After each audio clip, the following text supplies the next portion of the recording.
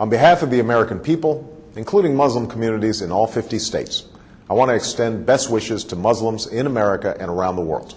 Ramadan Kareem. Ramadan is the month in which Muslims believe the Quran was revealed to the Prophet Muhammad, beginning with a simple word, Iqra. It is therefore a time when Muslims reflect upon the wisdom and guidance that comes with faith, and the responsibility that human beings have to one another and to God. Like many people of different faiths who've seen Ramadan through our communities and families, I know this to be a festive time, a time when families gather and meals are shared. But I also know that Ramadan is a time of intense devotion and reflection, a time when Muslims fast during the day and perform Taraweeh prayers at night, reciting and listening to the entire Quran over the course of the month. These rituals remind us of the principles that we hold in common, and Islam's role in advancing justice, progress, tolerance, and the dignity of all human beings. For instance, fasting is a concept shared by many faiths, including my own Christian faith, as a way to bring people closer to God, and to those among us who cannot take their next meal for granted. And the support that Muslims provide to others recalls our responsibility to advance opportunity and prosperity for people everywhere. For all of us must remember that the world we want to build and the changes that we want to make must begin in our own hearts and our own communities. This summer, people across America have served in their communities, educating children, caring for the sick, and extending a hand to those who have fallen on hard times.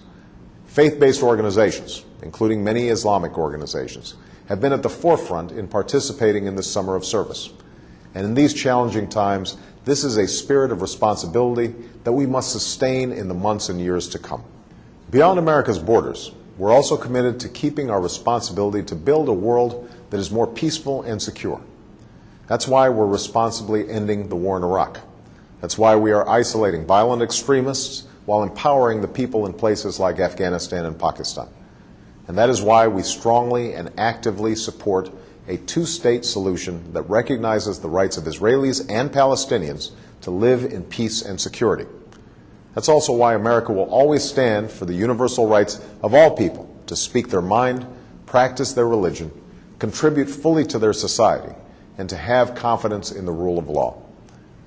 All of these efforts are a part of America's commitment to engage Muslims and Muslim-majority nations on the basis of mutual interest and mutual respect. And at this time of renewal, I want to reiterate my commitment to a new beginning between America and Muslims around the world. As I said in Cairo, this new beginning must be borne out in a sustained effort to listen to each other, to learn from each other, to respect one another, and to seek common ground. I believe an important part of this is listening. And in the last 2 months, American embassies around the world have reached out not just to governments, but directly to people in Muslim-majority countries.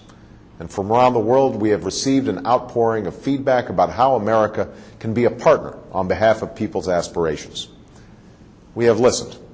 And like you, we are focused on pursuing concrete actions that will make a difference over time, both in terms of the political and security issues that I've discussed, and in the areas that you have told us will make the most difference in people's lives. These consultations are helping us implement the partnerships that I called for in Cairo, to expand education exchange programs, to foster entrepreneurship and create jobs, and to increase collaboration on science and technology while supporting literacy and vocational learning.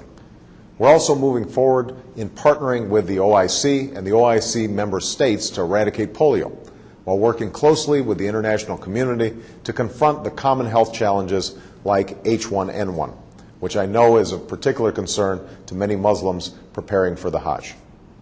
All of these efforts are aimed at advancing our common aspirations, to live in peace and security, to get an education and to work with dignity, to love our families, our communities, and our faith.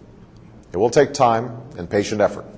We cannot change things overnight, but we can honestly resolve to do what must be done while setting off in a new direction toward the destination that we seek for ourselves and for our children.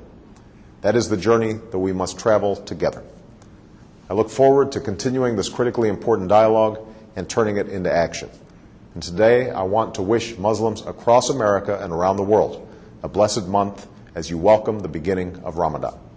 May God's peace be upon you.